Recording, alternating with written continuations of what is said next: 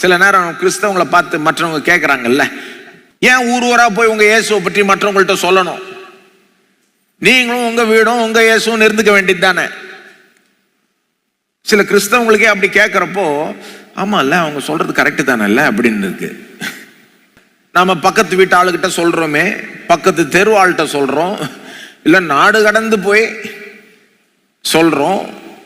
இது ஏன் சொல்றோம்? எங்கிருந்து வந்ததுங்க இதெல்லாம்? எங்கிருந்து வந்ததுன்னா இயேசுவின் இடத்திலிருந்து வந்தது. எங்கிருந்து வந்தது? இயேசுவின் இடத்திலிருந்து வந்தது. ஏதோ எல்லாரும் செய்யறதுனால நம்ம செய்யல, ஏதோ 2000 வருஷமா செஞ்சுட்டு இருக்காங்க அதனால செய்யல, இயேசுவே சொன்னதுனால இதை செய்கிறோம். உலகம் எங்கும் போய் என்னை பற்றி சொல்லுங்க, சுவிசேஷத்தை சொல்லுங்க. யார் சொன்னது? இயேசு தான் சொன்னார். அதனாலதான் இப்போ ஊர் எங்கும் போய் சொல்லிக்கிட்டு இருக்கிறோம். சிலருக்கு அது எரிச்சலா கூட வரலாம். இன்னைக்கு உலகம் பேசுறதுனாலயோ, உலகத்துக்கு எரிச்சலா இருக்கிறதுனாலயோ, அல்லது உபத்திரம் இருக்கிறதுனாலயோ நாம ஊரெங்கும் போய் இயேசுவை பற்றி சொல்றதை நிறுத்த முடியாது. சொல்லிதான் ஆகணும். மற்றவர்களுக்கு பிடிக்குதோ பிடிக்கலையோ சொல்லிதான் ஆகணும். ஏன்? இயேசு சொல்லிட்டார், இயேசு கட்டளையிட்டார், உலகமெங்கும் போ, சுவிசேஷத்தை அறிவி, பிரசங்கி. விசுவாசம் உள்ளவனாகி ஞானஸ்தானம் பெற்றவன் ரட்சிக்கப்படுவான், விசுவாசியாதவனோ ஆக்கினைக்குள்ளாக தீர்க்கப்படுவான். வேலை போய் சொல்றதுன்றாரு. நம்புறாங்களான்றது அவங்க வேலை, ஏற்றுக்கொள்றாங்களான்றது அவங்களுடைய சாய்ஸ். விசுவாசிக்கிற யாவரும் ரட்சிக்கப்படுவார்கள், விசுவாசியாதவர்கள் அதற்கான தண்டனையை பெறுவார்கள். நான் உனக்கு கொடுத்த வேலை போய் சொல்லுன்றார் இயேசு. இதனாலதான் 2000 வருஷமா சபை உலகம் முழுக்க போய் இயேசுவை குறித்த இந்த நற்செய்தியை சொல்லிக்கிட்டே வராங்க. 18ஆம் வசனம், அப்பொழுது இயேசு சமீபத்தில் அவர்களை நோக்கி, வானத்திலும் பூமியிலும் சகல அதிகாரமும் எனக்கு கொடுக்கப்பட்டிருக்கிறது, ஆகையால் நீங்கள் புறப்பட்டு போய், கட்டளை, சாய்ஸ் கொடுக்கல. எங்க இயேசு எங்களுக்கு சாய்ஸ் கொடுக்காம விட்டாரு. நீ வேணா போய்க்கப்பா, வேணா சொல்லுப்பான்னு சொல்ல. நீங்கள் புறப்பட்டு போய் சகல ஜாதிகளையும் சீஷராக்கி பிதா குமாரன் பரிசுத்த ஆவியின் நாமத்தினாலே அவர்களுக்கு ஞானஸ்நானம் கொடுத்து, நான் உங்களுக்கு கட்டளையிட்ட யாவையும் அவர்கள் கை கொள்ளும்படி அவர்களுக்கு உபதேசம் பண்ணுங்கள். பண்ணுங்கள்ன்றாரு. அவர் பண்ணுங்கள் சொன்னதால பண்றோம். இதோ உலகத்தின் முடிவு பரியந்தம் சகல நாட்களிலும் நான் உங்களுடனே கூட இருக்கிறேன் என்றார். ஆமேன். இயேசுவின் வாயிலிருந்து வந்தது. ஊரெங்கும் போய் இயேசுவை பற்றி சொல்றது எங்களுடைய ஐடியா கிடையாது, கிறிஸ்தவர்களுடைய ஐடியா கிடையாது, இயேசுவினுடைய ஐடியா. போய் சொல்லுன்ட்டாரு, சொல்றோம். சொல்லாமையும் இருக்க முடியல. இயேசுவை ருசிச்சு பார்த்துட்டா சொல்லாம இருக்கவும் முடியாது இல்ல. ஒண்ணுல ஒரு நல்ல ஒரு பிரியாணி சாப்பிட்டாலே சொல்லாம இருக்க முடியல நமக்கு. சொல்ல முடியற எல்லாருக்கும் சொல்லிடுறோம். ஒரு நல்ல ஒரு ரீலை பார்த்தா ஃபார்வர்ட் பண்ணாம இருக்க முடியல. இன்னைக்கு சிலர் நம்மளை பார்த்து கேட்கறாங்க, ஏன் நீங்களும் உங்க இயேசுவும் உங்களுக்குள்ளேயே வச்சுக்க வேண்டியது தானே, எதுக்கு எல்லாத்தையும் சொல்லணும்? அப்ப நான் கேட்கறேன், எல்லா ரீலையும் ஃபார்வர்ட் பண்ணாம எல்லாரும் அவங்க வச்சுக்க வேண்டியது தானே. ஒரு ரீலையே ஃபார்வர்ட் பண்றோம்னா அப்ப இயேசுவை பற்றி எப்படி சொல்லாம இருக்க முடியும்? ஆனா சொல்லுன்ட்டாரு, அதனாலே போய் சொல்லிதான் ஆகணும். இன்றைக்கு இயேசு உயிரோடு இருக்கிறார் என்பதற்கு ஒரு பெரிய ஆதாரம் என்ன தெரியுமா? சபையினுடைய வெற்றி. ஏதோ நம்முடைய சபையை சொல்ல அல்லது எந்த குறிப்பான சபையை சொல்ல, பொதுவா சொல்றேன், கிறிஸ்துவனுடைய சரீரமாகிய சபையை சொல்லுகிறேன். ஒரு சின்ன ஊர்ல, எருசலேம் என்ற ஒரு சின்ன ஊர்ல தொடங்கி இப்ப உலகமெங்கும் பரவி நிக்குது. ரொம்ப பயங்கரமான உபத்திரவத்தின் மத்தியில பரவுச்சு. உலகம் முழுவதும் பாத்தீங்கன்னா இந்த இயேசுவின் மேல் நம்பிக்கை வைத்தவர்கள் தான் அதிகம் இன்றைக்கு. நீங்க போய் பார்த்தீங்கன்னா ஸ்டாட்டிஸ்டிக்ஸ் எல்லாம் பார்த்தீங்கன்னா பார்க்கலாம். எப்படி இப்படி பரவி இருக்கிறது, எப்படி ஜனங்கள் ஆசீர்வதிக்கப்படுகிறார்கள் இந்த இயேசுவை நம்பும் போது. இந்த வெற்றிக்கான காரணம் என்னது?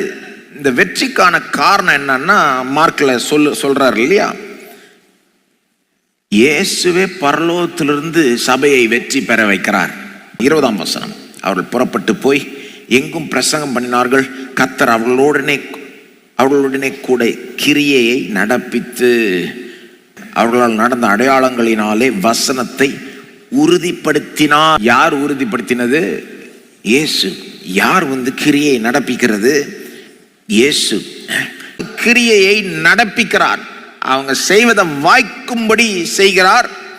அவங்க பிரசங்கம் பண்ணும்போது அந்த அற்புத அடையாளம் மூலமாய், ஜனங்களை ஆசீர்வதிப்பதன் மூலமாய், ஜனங்களுடைய வாழ்க்கையை மாற்றுவதன் மூலமாய் இயேசு அங்கிருந்து நமக்கு பேக்கிங் கொடுக்கிறாரு. இல்லைன்னா நம்ம சொல்றதெல்லாம் ஒன்றும் பிரயோஜனமே கிடையாது. நம்ம செய்யறதெல்லாம் பிரயோஜனமே கிடையாது. உயிர்த்தெழுந்த ஆண்டவராகிய இயேசு பிதாவின் வலது பார்சத்தில் உட்கார்ந்து கொண்டு சகலத்தையும் வீற்று ஆண்டு சபையை நடத்தி வருகிறார். 19ஆம் வசனம் சொல்லுது, விதமாய் கர்த்தர் அவர்களுடனே பேசின பின்பு பரலோகத்துக்கு எடுத்துக்கொள்ளப்பட்டு தேவனுடைய வலது பாரஸ்தில் உட்கார்ந்தார். இன்றைக்கு இயேசு தேவனுடைய வலது பாரஸ்தில் உட்கார்ந்து இருக்கிறார் என்பதற்கு ஒரு ஆதாரம் என்னது? சபையினுடைய வெற்றி. அவர் அங்கிருந்து சபையை வெற்றி பெற செய்கிறார். ஆனா அவர் சொன்னதை தொடர்ந்து செய்யணும். என்னத்தை ஃபோக்கஸ் பண்ணணும்? உலகம் எங்கும் போய் சுவிசேஷத்தை பிரசங்கிக்கிறத ஃபோக்கஸ் பண்ணணும். கண்ட எதையும் பண்ணிட்டு இருக்க கூடாது. அவர் என்னத்தை ஃபோக்கஸ் பண்ண சொன்னாரோ அதை ஃபோக்கஸ் பண்ணணும். சில நேரம் சபையில இது கொஞ்சம் தாறுமாறா போயிடுச்சு. அவர் சில காரியங்களை சொல்லிட்டு போனாரு. இன்றைக்கு என்ன பண்ணிட்டாங்க? மனிதர்கள் சில மற்ற காரியங்கள்லாம் சேர்த்துட்டாங்க. மனித பாரம்பரியங்கள் கேட்டா என்ன சொல்லுவாங்க? இல்லைங்க எங்க தாத்தா காலத்துல இது பண்றோம் அப்படின்னு. இல்ல எங்க ஸ்தாபனத்தினுடைய முறை இதுங்க அப்படின்வாங்க. நம்ம ஸ்தாபன முறைக்கு ஒத்து வரலையே. அப்போ பைபிள் முறைக்கு ஒத்து வருதா இல்லையான்னு பார்க்க தேவையில்ல போல இருக்கு. அவங்க ஸ்தாபன முறையை பார்த்தா போதும். எங்க ஸ்தாபனத்தின் பாரம்பரியத்துக்கு ஒத்து வரலையே. இந்த ஸ்தாபனம் எங்க தாத்தா காலத்திலிருந்து எங்க பாரம்பரியம் இப்படின்னு போனதுனால தான் சில நேரம் சபைக்கு வர வேண்டிய வெற்றி வரவில்லை. வந்த வெற்றிக்கெல்லாம் காரணம் என்னது? இயேசு சொன்னதை செய்தப்போ இயேசு அங்கிருந்து பேக்கிங் கொடுக்கிறாரு. வராத வெற்றிக்கு என்ன காரணம்? என்ன காரணம்னா அவர் சொன்னதை செய்யல. மனுஷன் விரும்பினதை, மனுஷன் தன்னுடைய பாரம்பரியத்தை சேர்த்துட்டான். அந்த கடந்த 2000 வருஷத்துல அதுவும் நடந்திருக்கிறது. பல மனித பாரம்பரியங்கள் சேர்க்கப்பட்டிருது. திடீர்னு பார்த்தா இன்னைக்கு இப்போ 2000 வருஷம் கடந்து பார்க்கும்போது இப்போ இயேசுவை தவிர வேற யாரையோ வணங்கிட்டு இருக்காங்க. கேட்டா இயேசு ரொம்ப ஹைங்க, நம்ம இவங்க மூலமா தான் இயேசு கிட்ட போகணும் அப்படின்றாங்க. இதெல்லாம் மனித பாரம்பரியங்கள். இப்படிலாம் செய்யறதுனாலதான் பாருங்க, இயேசு சொன்னதை நாம செய்வோமானால் அவர் அங்கிருந்து பேக்கிங் கொடுப்பாரு. சபைக்கு நம்ம செய்யறதெல்லாம் வாய்க்க பண்ணுவார். திரும்ப சொல்றேன், நம்ம சபையை பற்றி பேசல, ஏதோ ஒரு குறிப்பான சபையை பற்றியும் பேசல, உலக அளவுல இருக்கிற சரித்திரம் முழுவதும் இருக்கிற பொதுவா பேசுறேன். சரிங்களா? சிலது சில சபைகளுக்கு பொருந்தும், சிலது மற்றதுக்கு பொருந்தும். அதை ஞானத்தோட நீங்க தான் புரிஞ்சுக்கணும். என்ன சொல்ல வரேன்? மனுஷ பாரம்பரியத்தை சேர்த்துட்டாங்க கடந்த 2000 வருஷத்துல. பிரசங்கம் ரொம்ப முக்கியம். இயேசுவை பற்றி எடுத்து சொல்லணும் ஜனங்கள்கிட்ட. ஞானஸ்தானம் கொடுத்தவங்களுக்கு தொடர்ந்து போதிக்கணும். ஞானஸ்தானம் கொடுத்துட்டு போயிடக்கூடாது. வேலை முடிஞ்சது, இப்போ இயேசுவை நடத்தியாச்சு, ஞானஸ்தானம் கொடுத்தாச்சு, இவங்க செத்தா பரலோகம் போவாங்க, அதனால போதும்னு முற்றக்கூடாது. தொடர்ந்து அந்த ஜனங்களுக்கு போதிக்க வேண்டும். என்ன இயேசு சொன்னாரு? உபதேசம் பண்ணுங்கள். அதனால்தான் நம்ம ஞானஸ்தானம் கொடுக்குறப்போ 3 கேள்வி கேட்பேன். அந்த கேள்விக்கு பதில் எஸ்ன்னு வந்தால் தான் ஞானஸ்தானம் கொடுப்போம், இல்லைன்னா கொடுக்க மாட்டோம். ஒரு கேள்வி என்னன்னா, ஆண்டவராக இயேசுவை சொந்த ஆண்டவராக ரட்சகராக ஏற்றுக்கொண்டிருக்கீங்களா? 2வது, வாழ்நாள் முழுவதும் அவரையே பின்பற்றுவேன் என்று தீர்மானித்திருக்கிறீர்களா? 3வது கேள்வி, தொடர்ந்து சபைக்கு வசனத்தை கேட்டு அதன்படி வாழுவீர்களா? ஏன்னா அவர் சொல்லிட்டாரு, ஞானஸ்தானம் கொடுக்கிறவர்களுக்கு தொடர்ந்து உபதேசம் பண்ணுங்கள். இன்னைக்கு பாத்தீங்கன்னா நாடுகள் தேசங்கள் எடுத்துக்கிட்டீங்கன்னா ஏறக்குறை 200 நாடுகள் தேசங்கள் கண்ட்ரிஸ் நேஷன்ஸ் இருக்கிறாங்க. கிட்டத்தட்ட எல்லா கண்ட்ரிக்குள்ளேயும் போயிடுச்சு சுவிசேஷம். போகாத கண்ட்ரின்னு கிட்டத்தட்ட ஒண்ணுமே இல்லை, போகாத தேசம் கிட்டத்தட்ட ஒண்ணுமே இல்லை. ஆனா இயேசு என்னன்னு சொன்னாரு? சகல ஜாதிகளையும் சீஷராக்குன்னு சொன்னாரு. சகல கண்ட்ரின்னு சொல்ல, எல்லா ஜாதி ஜனங்களுக்கும் போய் சொல்ல வேண்டும். சகல ஜாதிகளையும் சீஷராக்கணும்னா சகல இன மக்களையும் சீஷரா ஆக்கணும். இப்ப என்ன ஆயிருக்கு, இன்னைக்கு எல்லா நாடுகளையும் போயிடுச்சு. ஆனா ஒவ்வொரு நாடுக்குள்ளேயும் பலவிதமான ஜாதி ஜனங்கள் இருக்கிறாங்க, பலவிதமான இன மக்கள் இருக்காங்க. எல்லா இன மக்களுக்கும் போயிடுச்சான்னு கேட்டீங்கன்னா போகவில்லை. இன்றைக்கும் பல இன மக்கள் சுவிசேஷத்தை கேள்விப்படாதவர்கள் இருக்கிறார்கள். ஒன்றும் இல்லை, நம்ம நாட்டிலே எடுத்துக்கிட்டீங்கன்னா சுவிசேஷம் வந்துருச்சா? வந்துருச்சு. இவ்வளோ பெரிய சபை அப்படித்தானே இருக்கு. இவ்வளோ பெரிய சபை இங்கே இந்தியா நாட்டில் இவ்வளோ பேர் கூடி வந்திருக்கீங்க. கர்த்தருக்கு ஸ்தோத்திரம். எருசலேம் எங்கே இருக்குது, சென்னை எங்கே இருக்குது. இங்கே பாருங்க எவ்வளோ பெரிய ஒரு தேவனுடைய செயல் போய் கொண்டிருக்கு. ஆனால் நம்முடைய நாட்டில் எல்லா இடங்களையும் இப்படி இருக்குன்னு நம்ம சொல்ல முடியாது. எல்லா இடங்கள்லையும் இங்கே சுவிசேஷம் பரவுனது போல நம்ம இந்த ஏரியாவில் தமிழ்நாட்டில் சென்னையில் பரவுனது போல மற்ற இடங்கள்லையும் பரவி இருக்குதுன்னு நினச்சா நமக்கு ஒன்றும் தெரியலன்னு அர்த்தம். நம்முடைய நாட்டிலேயே கூட எத்தனையோ இடங்கள்ல சுவிசேஷம் போய் சேராத ஒரு நிலையில் இருக்கதான் செய்து. நீங்கள் நினச்சிக்கலாம் இந்தியாவில் நல்லா சுவிசேஷம் வந்துருச்சே, எல்லாருமே இயேசுவை பற்றி கேள்விப்பட்டாங்களே அப்படின்னு நினைக்கலாம். நீங்கள் தவறு. நம்ம நாட்டில் சில இன மக்கள் இருக்கிறாங்க, சில பகுதிகளில் இருக்கிறாங்க, சில பகுதிகளில் அவங்க வசிக்கிறாங்க. அவங்களுடைய ஜனத்தொகை ஒவ்வொரு இன மக்களும் 1 கோடி தாண்டிய ஜனத்தொகை. அந்த மாதிரி 15 ஜாதி ஜனம் நம்ம நாட்டிலே இருக்கிறாங்க. அந்த 15 குரூப்புக்கும் ஒவ்வொரு குரூப்புக்குமே அவங்க ஜனத்தொகை 1 கோடியை தாண்டி இருக்குது. கொஞ்சம் கற்பனை செஞ்சு பாருங்க. நம்ம நாட்டில் 15 இடத்துல 15 குரூப்ஸ் இருக்காங்க, இன மக்கள். அந்த ஒவ்வொரு குரூப்பினுடைய ஜனத்தொகையும் எவ்வளோ? 1 கோடிக்கு மேல. எவ்வளோ? 1 கோடிக்கு மேல. அந்த 1 கோடி மக்கள் பெரும்பாலும் இயேசுடைய சுவிசேஷத்தை கேள்விப்பட்டதே கிடையாது. தெரியுமா உங்களுக்கு? நான் காண்பிக்கிறேன் ஒரு மேப். அந்த மேப்பை காமிங்க. இங்க சென்னையில் இருக்கிற மாதிரி எல்லா இடத்துலயும் இருக்குன்னு நினைச்சுக்க கூடாது. உலகத்துல எங்கெங்க 1 கோடி உள்ள ஜனத்தொகை மக்கள், ஒரு ஜாதி ஜனமே, ஒரு இனமே அங்க இருக்குது. மினிமம் ஜனத்தொகை 1 கோடி. அங்க இயேசுனுடைய சுவிசேஷத்தை அவங்க கேள்விப்படல.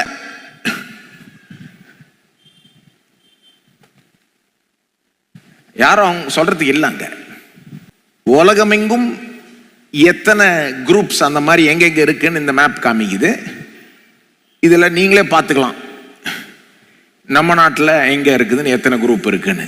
15 குரூப் இருக்கு. குறிப்பா சொல்ல போனோம்னா மினிமம் 1 கோடி ஜனத்தொகை உடையவர்கள் இயேசுடைய சுவிசேஷத்தை கேள்விப்படாதவர்கள்.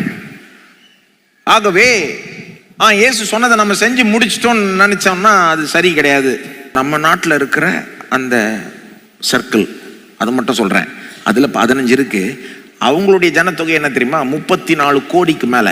34 கோடி மக்களுக்கு மேல அந்த ஏரியாவிலேயே இயேசுவை பற்றி அவங்களுக்கு சொல்றதுக்கு யாருமே இல்லை. கொஞ்சம் யோசித்து பாருங்க. இயேசு பற்றி நீங்க கேட்கலன்னா எப்படி இருந்திருக்கும் உங்களுக்கு? உங்க வாழ்க்கை என்னவா இருந்திருக்கும்? இயேசு யாருன்னு உங்களுக்கு தெரியாதுன்னா, அவர் என்ன செஞ்சாருன்னு தெரியாதுன்னா, இன்னைக்கு இயேசு பற்றி தெரிகிறதுனால தான் இங்கே வந்திருக்கீங்க. இயேசு பற்றி தெரிகிறதுனால தான் உங்கள் வாழ்க்கையில் ரட்சிப்பை பெற்றிருக்கிறீங்க, சுகத்தை பெற்றிருக்கீங்க, ஆசீர்வாதத்தை பெற்றிருக்கீங்க, உங்கள் வாழ்க்கை மாறி இருக்கிறது. இயேசுவே இல்லைன்னா நீங்கள் எப்படி இருந்திருப்பீங்கன்னு கொஞ்சம் யோசித்து பாருங்க. அந்த நிலையில தான் நிறைய பேர் இன்றைக்கும் இருக்கிறார்கள். இயேசு என்ன சொல்றாரு? எல்லார்ட்டையும் போய் சொல்லுன்றார். நீ பெற்ற பாக்கியத்தை உங்ககிட்டே மட்டும் வச்சுக்கிட்டு இருக்க, அதை மற்றவங்கள்ட்ட போய் சொல்லு. 1 தீமோத்தேயு 2:4 எல்லா மனுஷரும் ரட்சிக்கப்படவும் சத்தியத்தை அறிகிற அறிவை அடையவும் அவர் சித்தமுள்ளவராய் இருக்கிறார். அட்லீஸ்ட் இயேசுவை பற்றி யாராவது சொல்லணும் இல்லைங்க அவங்களுக்கு. அவங்க ஏற்றுக்கொள்றாங்களா விசுவாசிக்கிறாங்களான்றது அவங்க சாய்ஸ். யாரையும் வற்புறுத்தலாம் முடியாது, அதெல்லாம் முட்டாள்தனம். ஆனா நமக்கு செய்ய வேண்டிய வேலை இன்னும் நிறைய இருக்குன்னு சொல்ல வரேன். நாம எல்லாருமே அதை பற்றி ஏதாவது ஒன்று செய்யலாம். இல்லைங்க நான் ஒன்றும் செய்ய முடியாதுன்னு நினைக்கக்கூடாது. இல்லை செய்யலாம். எப்படி செய்யலாம்? 2 வழிதான். ஒன்று நீங்களா போகணும் சொல்றதுக்கு, இல்லைன்னா போறவங்களுக்கு சப்போர்ட் பண்ணணும். அவ்வளவுதாங்க, வேற ஒண்ணுமே கிடையாது. நீங்க எப்படி உதவி செய்யலாம்? ஒண்ணு நீங்களா எழுந்திரிச்சு கிளம்பி பொட்டிப்படிகள்லாம் எடுத்துட்டு போகணும், அவ்வளவுதான். இல்லைன்னா மற்ற ஆட்கள் போய் சொல்லுகிற மற்ற ஆட்களுக்கு சப்போர்ட் தரலாம். நம்ம எந்த விதமா சப்போர்ட் பண்ணலாம்? நம்முடைய நேரத்தை கொடுக்கலாம், நம்முடைய தாளத்தை கொடுக்கலாம், நம்முடைய பணத்தை கொடுக்கலாம். எவ்வளவு விதத்தில் சப்போர்ட் பண்ணலாம் இல்லையா? ஒன்று நாமளா போய் சொல்லணும், இல்லை மற்ற சொல்ற ஆட்களுக்கு ஏதோ ஒரு விதமா ஆதரவு அளிக்க வேண்டும். இது ரெண்டுல ஏதாவது ஒன்று பண்ணி கொண்டிருக்கிறோமா? ஒரு உண்மையான விசுவாசினா நிச்சயமா ரெண்டுல ஏதாவது ஒன்று பண்ணுவாங்க. இல்லை நான் 30 வருஷமா 40 வருஷமா விசுவாசியா இருக்கிறேன், ஆனா ரெண்டுத்தையும் பண்றது இல்லைன்னா அவங்க விசுவாசியன் எப்படிதான் விசுவாசின்னு சொல்லிக்க முடியும்னு எனக்கு தெரியவில்லை. நீங்க சொல்லி பாருங்களேன், அல்லது குறைஞ்சது இன்னொருத்தருக்காக அவங்க சுவிசேஷத்தை அறியணும்னு ஜெபம் பண்ணி பாருங்களேன், அதற்கு வேண்டி ஏதாவது ஒரு முயற்சி எடுத்து பாருங்களேன். உங்களுக்கு அதன் மூலமா கிடைக்கக்கூடிய திருப்தி, ஒரு நிறைவு ரொம்ப பெருசு. நான் சொல்றேன், நிறைய பேருக்கு இன்னைக்கு திருப்தி, நிறைவு, சமாதானம், சந்தோஷம் இல்லாததுக்கு என்ன தெரியுமா காரணம்? இயேசு சொன்னதை செய்யல. தேவன் எப்படி தெரியுமா வச்சுட்டாரு? அவர் சொல்றதை செய்யறப்போதான் நமக்கே திருப்தி கிடைக்குது. எல்லாருமே நமக்குன்னு ஒரு பங்கு இருக்கு. எல்லாரும் போய் சொல்லிதான் ஆகணும் அப்படின்னு சொல்ல முடியாது. சிலர் சொல்றதுல திறமைசாலிகள், அபிஷேகம் பண்ணப்பட்டவங்க, அதுக்குன்னு அவங்களுக்கு ஒரு ஆற்றல் திறமெல்லாம் இருக்கு. ஆனா சிலர் அவங்கள சப்போர்ட் பண்றதுக்கு திறமை இருக்குது. அவங்க நேரத்தின் மூலமாவையோ, தாளத்தின் மூலமாவையோ, பணத்தின் மூலமாவையோ சப்போர்ட் பண்ற திறமை சிலருக்கு தான் இருக்கு பாருங்க. அப்ப நம்முடைய அழைப்பு என்னன்றதை நாம அறிந்து ஜெபம் பண்ணி அதற்கேற்ற மாதிரி செயல்படணும்.